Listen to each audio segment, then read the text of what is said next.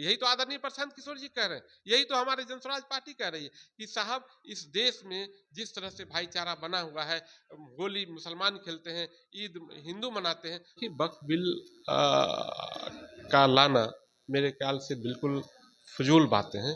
वक्फ का मतलब होता है जो प्रॉपर्टी अल्लाह के नाम कर दी जाती है, जो प्रॉपर्टी लोगों ने कहा कि भाई मैं वक्फ करता हूँ कि इस पर कुछ अच्छे काम हो और इससे अच्छे काम से लोगों के गरीबों के भला हो, उसके लिए की जाती है। आप देख रहे हैं पब्लिक न्यूज 24 और मैं हूं आपके साथ श्वेता मिश्रा।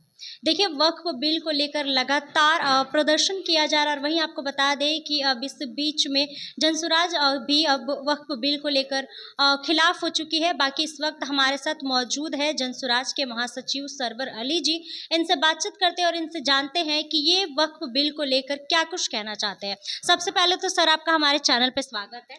बहुत बहुत धन्यवाद, और आपको भी मैं धन्यवाद देना चाहता हूं कि आप समय निकाल कर मेरे पास आए, इसके लिए बहुत दिल की गहराई से शुक्रिया अदा अच्छा, करता जिस तरीके से वक्फ बिल को लेकर बहुत सारे सवाल खड़े हो रहे हैं, इस बीच में आप क्या कुछ कहना चाहते हैं? हूं। देखिए, वक्फ बिल का लाना मेरे ख्याल से बिल्कुल फजूल बातें हैं। ये सिर्फ और सिर्फ देश को दिग्भ्रमित करने की बात हो रही है। मैं ये कहना चाहता हूँ कि वक्फ ऐसा नहीं कि अभी वक्फ आया है, वक्फ सदियों से है।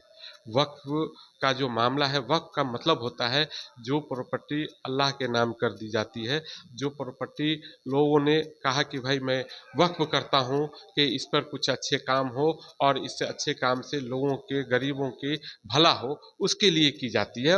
जो पुराने लोग हैं उन्होंने किया, 100 साल पहले 200 साल पहले किया है। मैं ये जानना चाहता हूँ कि आखिर वो सब जो प्रॉपर्टी वक्फ की प्रॉपर्टी है वो तो भी देश में है ना, कानून के अंतर्गत है ना, संविधान के अंतर्गत है ना। तो आप जब संविधान में है, संविधान के अंतर्गत है, ये सिर्फ प्रॉपर्टी अगर है मुसलमानों की तो संविधान के उन जमाने में जब गांधी जी हुआ करते थे, जब नेहरू हुआ करते थे, जब पटेल साहब हुआ करते थे, उन्होंने कमिटमेंट किया था कि जिनकी जो प्रॉपर्टी है वो उन्हीं की प्रॉपर्टी रहेगी और जो वक्फ की प्रॉपर्टी है वक्फ भी रहेगी। अब मुझे ऐसा लगता है कि आपको इसमें कानून लाने का और इसमें संशोधन करने का क्या मतलब है।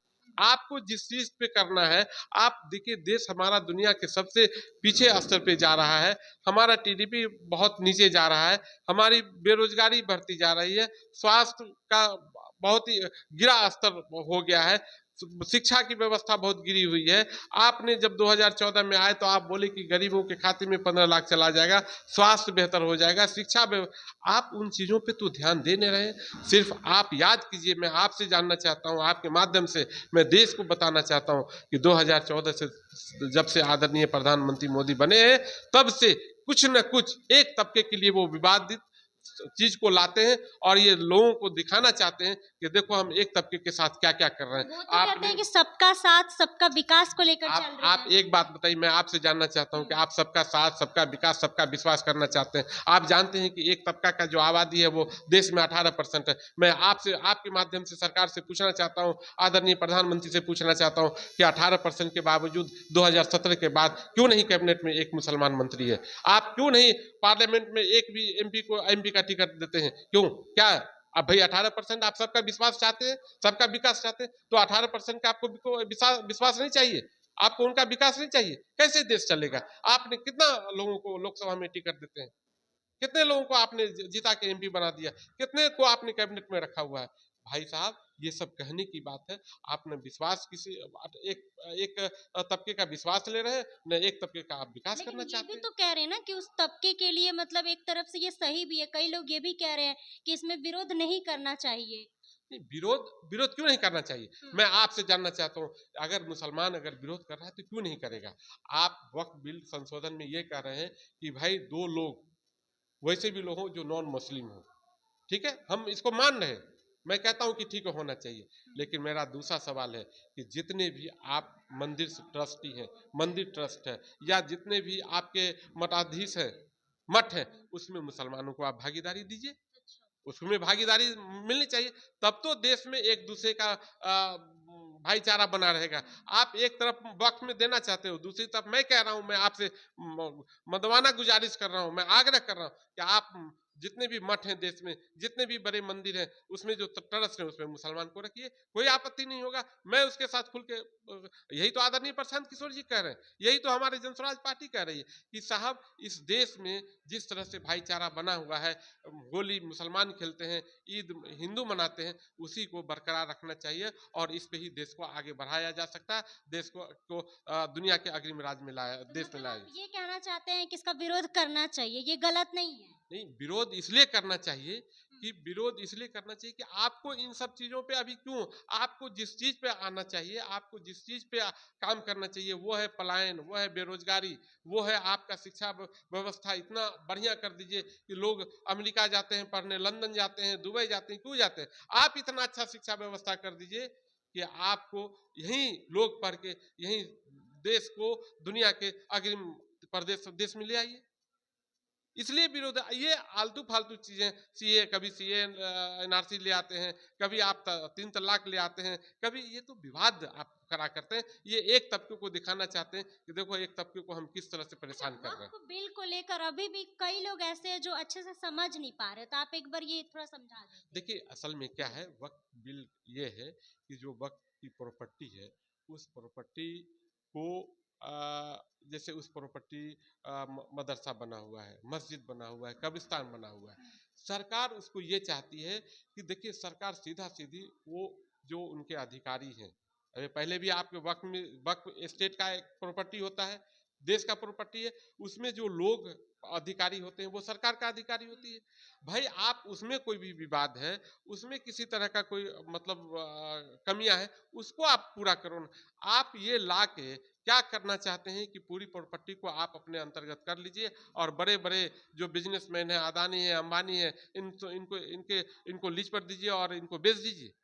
और असल में भाजपा ये चाहती है कि इस पे पूरी तरह से सरकार का अपना नियंत्रण हो जाए और उस, अब तो कुछ है नहीं देश में बेचने के लिए, अब यही जमीन का दलाली करेंगे भाजपा के लोग और इस जमीन को अपना बड़े बड़े बिजनेसमैन के तो साथ क्या ये बेचेंगे। जाति की राजनीति की जा रही है? बिल्कुल ये एक तरह का तुष्टीकरण है।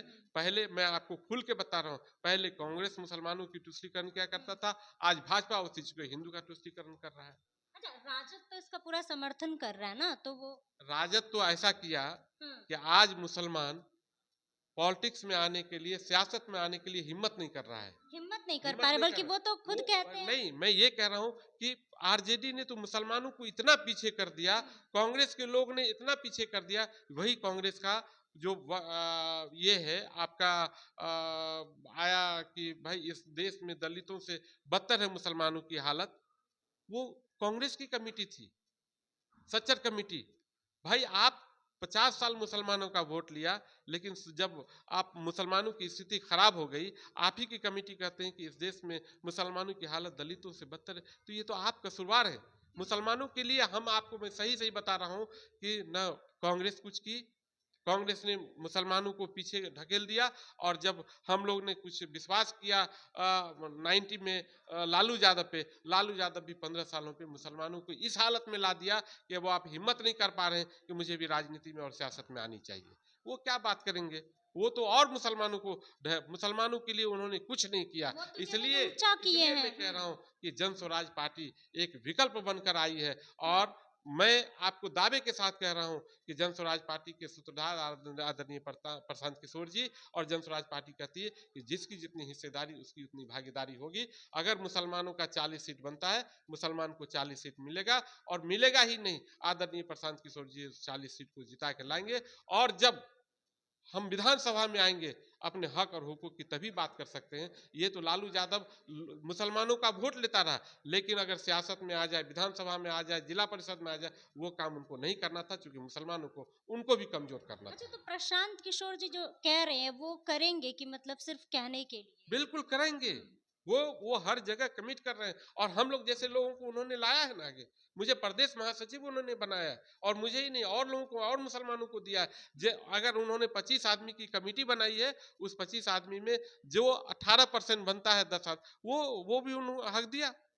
दिया, प्रदेश महासचिव बनाया, केंद्रीय चुनाव समिति का मुझे सदस्य बना रखा है। और वो देखिए, वो सही सोच लेकर आए। वो चाहते हैं, भाई उनको क्या चीज की कमी थी? उन्होंने दुनिया में जहां चाहते वहां रह सकते थे, लेकिन सिर्फ और सिर्फ वो चाहते हैं कि बिहार इतना पीछे चला गया है कि अगर हम बिहार में पैदा हुए हैं, बिहार की मिट्टी का कर्ज उतारना है, तो बिहार को हम जैसे लोग अगर जब तक आगे नहीं आएंगे, कोई आगे नहीं आ सकता। और आगे आके सब लोगों को एक साथ लेकर चलेंगे तो हो सकता है कि आने वाले दिन में बिहार का विकास हो सके, बिहार का पलायन रुक सके, बिहार का स्वास्थ्य व्यवस्था अच्छा हो सकते, शिक्षा व्यवस्था अच्छा हो, और पलायन को रोका जा सके, यही नौकरी और जॉब देकर। अच्छा, जनता को क्यों भरोसा करना चाहिए? लगातार जनसुराज को लेकर कहा जा रहा है कि भरोसा करे, क्या लगता है कि मतलब सरकार बनाने में कितने सक्षम हो पाएंगे? देखिए, एक बात समझिए, हम्म। मैं आपके माध्यम से बिहार की जनता से अपील करना चाहता हूँ, कहना चाहता हूँ कि आपने 30 40 50 सालों में सब पार्टी को देख लिया ना। हम्म। अब एक बार तो भरोसा कीजिए,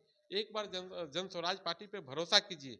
और मैं यकीन के साथ कह रहा हूं कि अगर आपने जन स्वराज पार्टी पे भरोसा किया, आदरणीय प्रशांत किशोर जी की सोच पर, विचार पर अगर भरोसा किया, तो मैं आपको पूर्ण विश्वास आपके माध्यम से कहना चाहता हूं कि सरकार बनेगी, और सरकार बनेगी तो इस प्रदेश का विकास होगा। सबसे पहले पलायन रुकेगा, और यही रोजगार 15,000 20,000 10,000 का रोजगार मिलेगा, और बच्चों को बाहर जाके गाली गलौज और धक्के मुक्के नहीं नहीं खाने सुन। पड़ेंगे। इसलिए हम चाहते हैं कि प्रशांत किशोर जी पर और जन स्वराज पार्टी पे यहाँ के लोगों को भरोसा करना चाहिए। एक बार टेस्ट करो ना, अगर आपको लगता है एक बार में कि अगर नहीं होता है, फिर जिसको देना है दीजिए ना।